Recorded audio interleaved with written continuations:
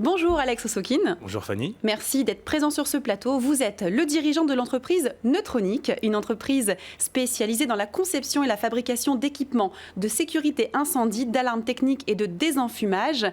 Alors, pour commencer, j'aimerais que vous nous présentiez l'ensemble de vos produits. Alors, Neutronic propose une large gamme de centrales et de périphériques incendie dédiées à sécuriser les établissements recevant du public, des travailleurs et des immeubles d'habitation.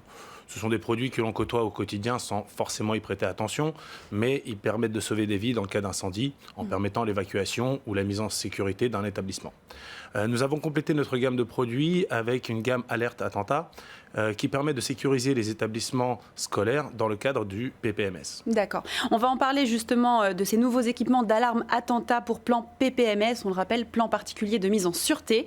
Dites-nous en plus sur ce sujet. Alors, en fait, en 2002, suite à l'explosion de l'usine AZF, les établissements scolaires ont dû mettre en place un plan PPMS pour sécuriser les établissements. Suite aux attaques qu'il y a eu en France en 2015, les autorités ont décidé d'intégrer via une circulaire de novembre 2015 l'obligation de gérer également le risque attentat au sein de ces mêmes établissements afin de pouvoir donner l'alerte dans le cas d'une attaque à main armée ou bien dans le cas d'un attentat. Alors, la mise en place d'un PPMS est obligatoire dans les établissements scolaires depuis 2002. Quelles sont les évolutions qu'il y a eu depuis la mise en place de ce plan, surtout depuis les attentats de 2015 ? Est-ce que vous avez, développé de nouvelles technologies pour répondre à ces besoins ? Alors, comme je le disais, les besoins ont évolué avec l'obligation pour les établissements scolaires de s'équiper de systèmes d'alerte attentat permettant de donner justement les alertes en cas de risque majeur.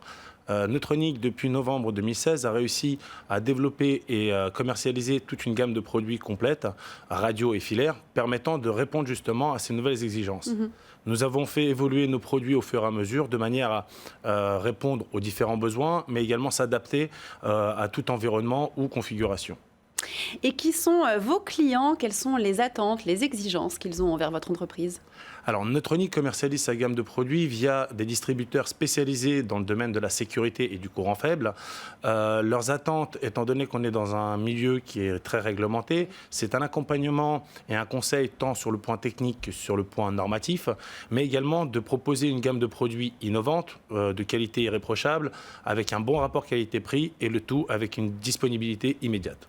Vous prenez justement à ce titre de qualité une fabrication française. Est-ce un gage de qualité pour vos clients et est-ce également un élément de différenciation, je dirais, par rapport à vos concurrents ? Alors, effectivement, le fait de fabriquer 100% de sa gamme de produits en France dans le 77, c'est un gage de qualité car, nous faisons appel à des sous-traitants français qui ont les mêmes attentes et obligations qualitatives que nous. Et deux, on intègre dans notre plan de fabrication un contrôle unitaire de chaque produit, ce qui permet de garantir la mise sur le marché de produits testés à 100%, chose qui est difficilement contrôlable dans le cas d'une fabrication à l'export. De plus, la fabrication française nous permet de garantir une qualité, une réactivité de mise sur le marché de nos innovations et évolutions, et également une disponibilité immédiate des produits. C'est un peu ce tout qui fait la différence. Ce qui fait aussi la différence, c'est l'environnement. On sait que l'environnement est une préoccupation majeure des entreprises. Quelles sont les actions que vous faites au sein de votre société en ce sens ? Alors, effectivement, la planète aujourd'hui est fortement dégradée par la pollution et c'est indéniable. Neutronic aujourd'hui cherche à minimiser son impact environnemental de la conception à la fabrication, à la logistique, mais également en fin de vie de nos produits.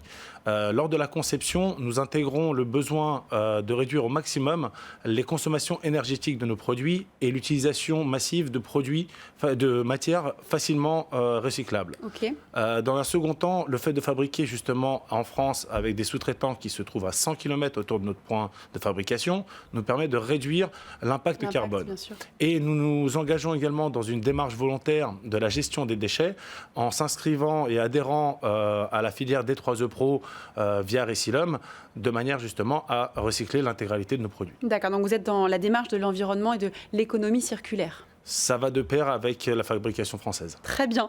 Et quelles sont vos ambitions à venir ? Alors, les ambitions sont de continuer à innover et à approfondir notre gamme de produits pour répondre aux besoins du marché, mais également d'attaquer le marché de l'export et de véhiculer et promouvoir le savoir-faire français. Merci beaucoup Alex Osokine, je rappelle, vous êtes le dirigeant de l'entreprise Neutronic. Merci pour votre intervention sur un domaine d'activité très important, on le sait surtout depuis les récents attentats. Merci beaucoup. Merci à vous.